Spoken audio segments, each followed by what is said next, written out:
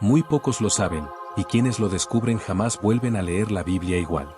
Existe un pasaje que afirma algo tan sorprendente que reconfigura por completo nuestra visión de la salvación: Jesús descendió al infierno. Pero lo más impactante no es esa revelación, sino lo que realmente sucedió allí, un acontecimiento tan trascendente que, si no lo conoces, te estás perdiendo una de las piezas más poderosas del Evangelio. Este misterio, escondido entre líneas y visible solo para quienes se atreven a ir más profundo, ha sido motivo de debate entre eruditos y teólogos durante siglos. Todos han intentado desentrañar qué ocurrió en esos 3 días de silencio absoluto, entre la muerte y la resurrección. Un intervalo que podría contener una de las verdades más decisivas y menos comprendidas de toda la historia espiritual, y que probablemente nadie te ha contado. Antes de continuar, suscríbete, dale like y deja tu comentario. Esto impulsa el canal Gobi en la penumbra y me ayuda a seguir trayéndote contenido profundo, revelador y diferente. Tu apoyo hace posible este viaje. La Escritura menciona espíritus aprisionados, las regiones más bajas de la tierra, y las llaves de la muerte y del Hades. ¿Pero qué representan estas imágenes?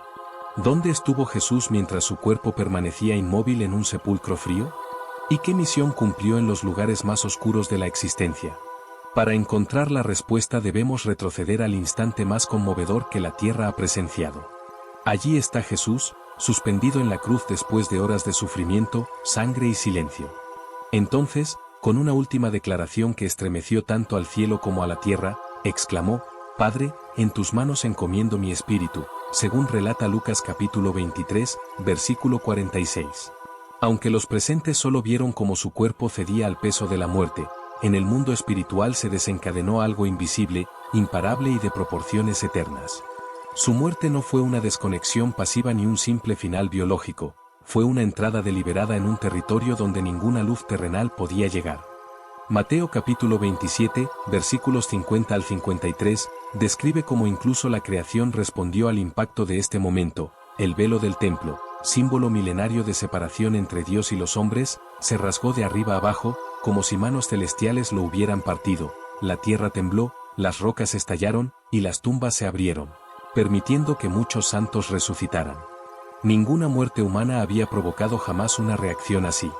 Pero incluso estos eventos impresionantes eran apenas señales externas de una realidad más profunda: el descenso del Hijo de Dios al centro mismo de las sombras. La enseñanza bíblica explica que antes del sacrificio de Jesús, todos los que morían descendían al Seol, una dimensión espiritual dividida en 2 ámbitos, un lugar de descanso para los justos y otro de tormento para los impíos. Jesús mismo describe esta separación en Lucas capítulo 16, cuando relata la historia del rico y Lázaro, el seno de Abraham como refugio de consuelo, y el lugar de sufrimiento al otro lado, con un abismo imposible de cruzar. Es en este escenario cargado de misterio donde se desarrolla la siguiente etapa de la misión del Mesías. Pero antes de adentrarnos en ese reino oculto, es vital comprender algo fundamental: la muerte de Jesús no fue un acto involuntario ni una tragedia fuera de control. Fue una decisión consciente. En Juan capítulo 10, versículo 18, él declara con autoridad absoluta: «Nadie me quita la vida, yo la entrego voluntariamente. Tengo poder para darla y poder para recuperarla». Esto nos muestra que, aunque su cuerpo parecía derrotado, su espíritu no estaba inactivo.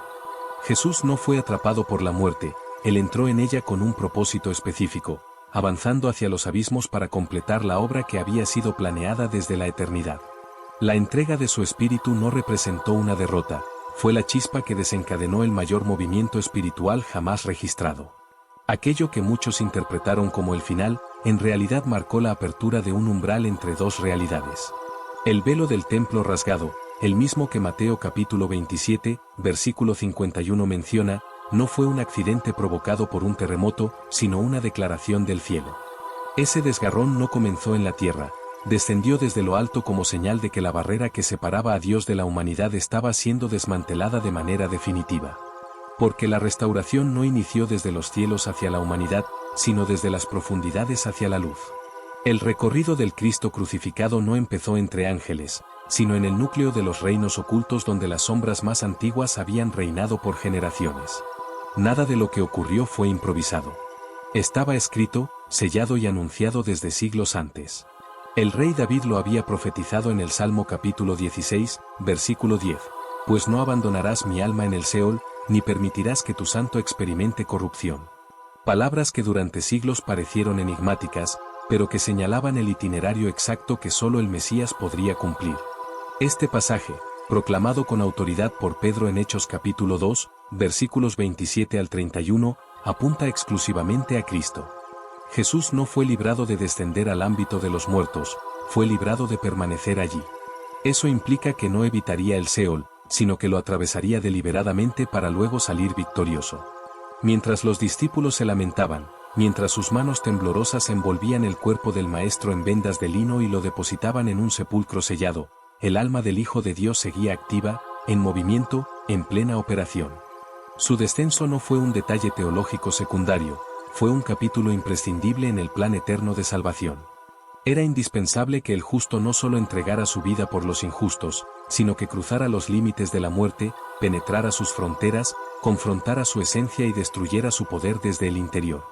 Lo que para el mundo parecía un silencio absoluto, para el reino espiritual fue un impacto que sacudió estructuras milenarias. La muerte recibió una herida interna, el infierno fue sacudido en su núcleo, y los dominios ocultos se vieron invadidos por una presencia que jamás pensaron ver en ese ámbito. Y surge entonces la pregunta inevitable: ¿qué enfrentó Jesús una vez que cruzó el umbral de la vida? La Biblia afirma que descendió a las regiones más profundas, como enseña Efesios capítulo 4, versículos 8 al 10. Subiendo a lo alto, llevó cautiva la cautividad. Pero eso de que subió, ¿qué significa? Sino que también descendió primero a las partes más bajas de la tierra.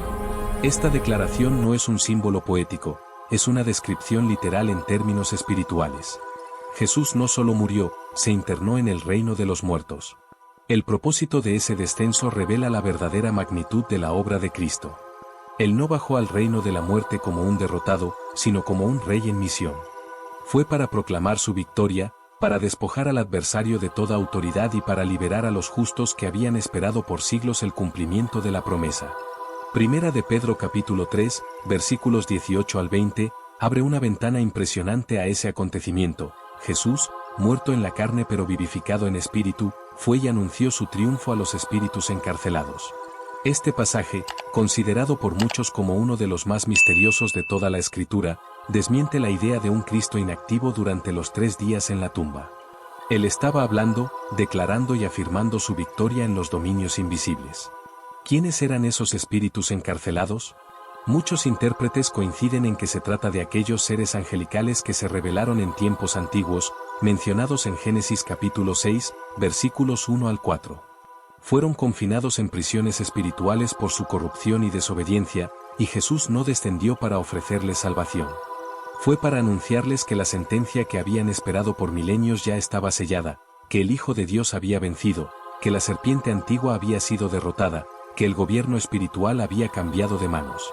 Su mensaje no fue de misericordia, sino de juicio y autoridad. Ese anuncio no fue un simple comunicado, fue la proclamación oficial, ante todo el reino espiritual, de que el plan eterno de Dios se había cumplido. Como si un decreto irrevocable resonara en cada rincón del universo invisible, el Mesías había completado la misión. Pero Cristo no descendió solo como heraldo de victoria. Lo hizo como guerrero. Fue para irrumpir en la fortaleza del enemigo y desmantelar su poder desde el interior.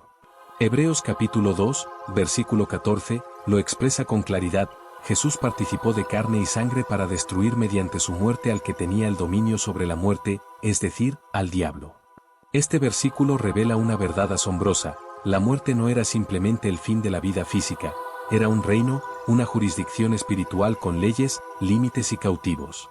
Y ese reino debía ser demolido desde sus cimientos. Cristo no destruyó el imperio de la muerte desde el cielo con un decreto distante.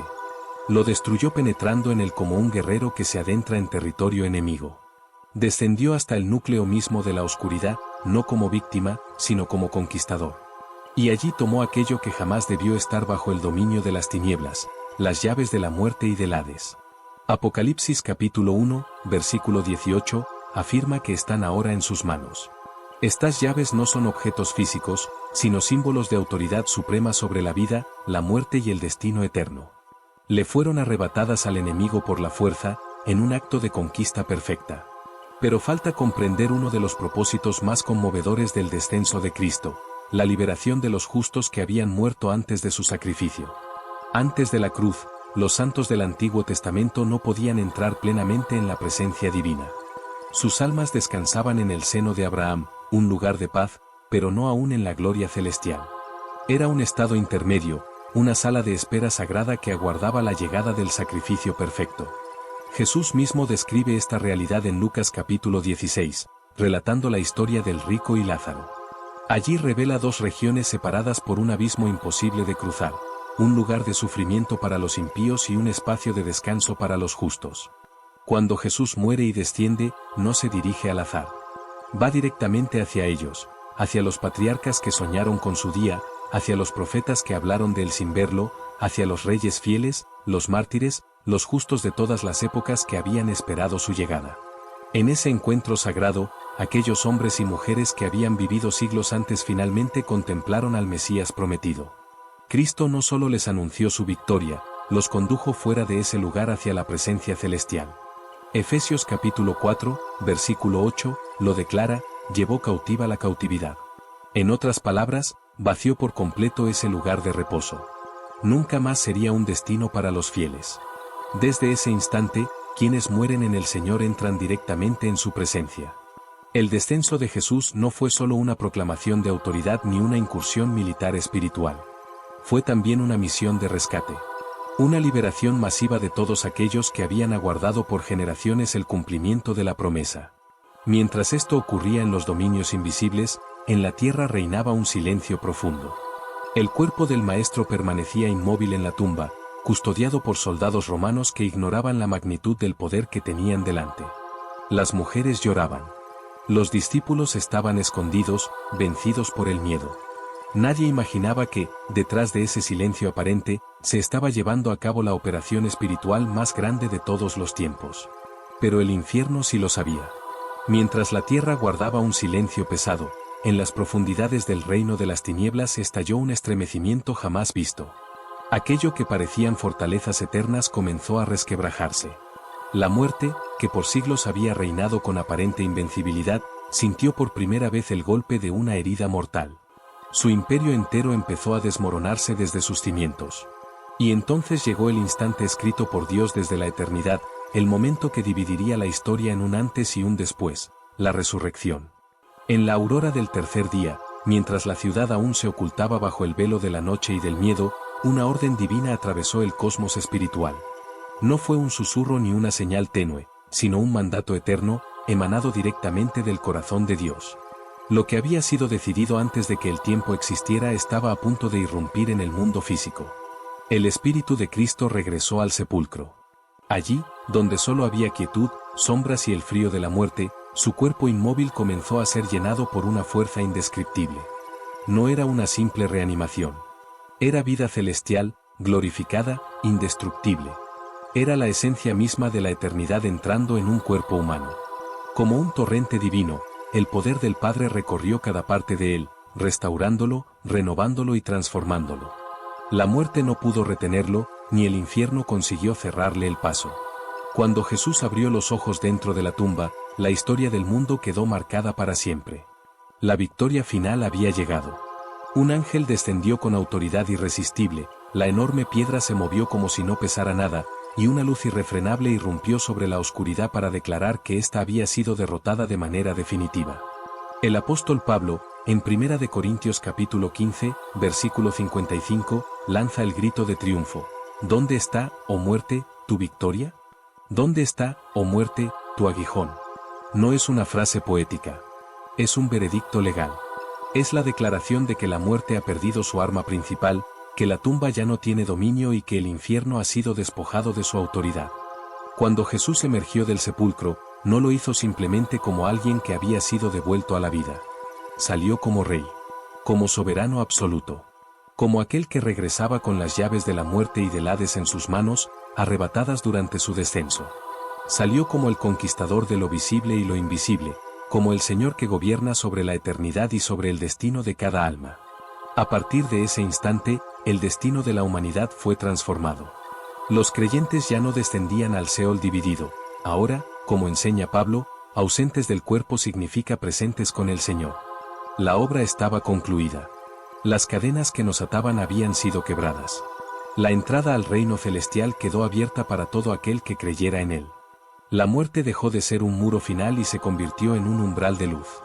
Jesús no solo murió por nosotros, descendió a nuestros abismos, enfrentó nuestras sombras, caminó por los caminos más oscuros que temíamos recorrer, y regresó victorioso para abrir una senda eterna que jamás podrá ser cerrada. Lo que Cristo llevó a cabo en la cruz se completó en los lugares espirituales. Y lo que consumó en el mundo invisible se manifestó con poder incomparable en la tumba vacía. Su descenso al infierno no fue un detalle teológico ni una alegoría simbólica, fue el acto final de la batalla espiritual más grande que haya existido, una guerra que solo él podía combatir y solo él podía ganar. Bajó como cordero entregado. Subió como león invencible.